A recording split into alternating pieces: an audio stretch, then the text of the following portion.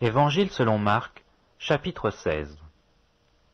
Lorsque le sabbat fut passé, Marie de Magdala, Marie mère de Jacques et Salomé achetèrent des aromates afin d'aller embaumer Jésus.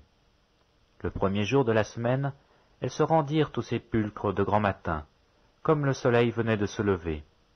Elles disaient entre elles, « Qui nous roulera la pierre loin de l'entrée du sépulcre ?»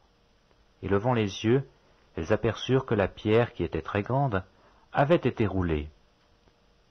Elles entrèrent dans le sépulcre, virent un jeune homme assis à droite, vêtu d'une robe blanche, et elles furent épouvantées. Il leur dit, « Ne vous épouvantez pas, vous cherchez Jésus de Nazareth, qui a été crucifié. Il est ressuscité. Il n'est point ici. Voici le lieu où on l'avait mis. Mais allez dire à ses disciples et à Pierre qu'il vous précède en Galilée. C'est là que vous le verrez, comme il vous l'a dit. » Elles sortirent du sépulcre et s'enfuirent. La peur et le trouble les avaient saisies, et elles ne dirent rien à personne à cause de leur effroi. Jésus, étant ressuscité le matin du premier jour de la semaine, apparut d'abord à Marie de Magdala, de laquelle il avait chassé 7 démons. Elle alla emporter la nouvelle à ceux qui avaient été avec lui, et qui s'affligeaient et pleuraient.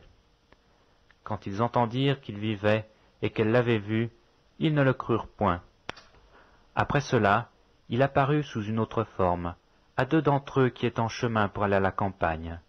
Ils revinrent l'annoncer aux autres, qui ne le crurent pas non plus. Enfin, il apparut aux 11, pendant qu'ils étaient à table.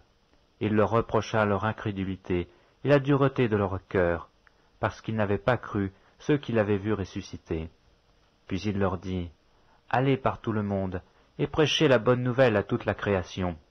Celui qui croira et qui sera baptisé sera sauvé, mais celui qui ne croira pas sera condamné.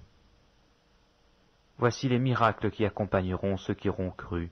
En mon nom, ils chasseront les démons, ils parleront de nouvelles langues, ils saisiront des serpents, s'ils boivent quelque breuvage mortel, il ne leur fera point de mal.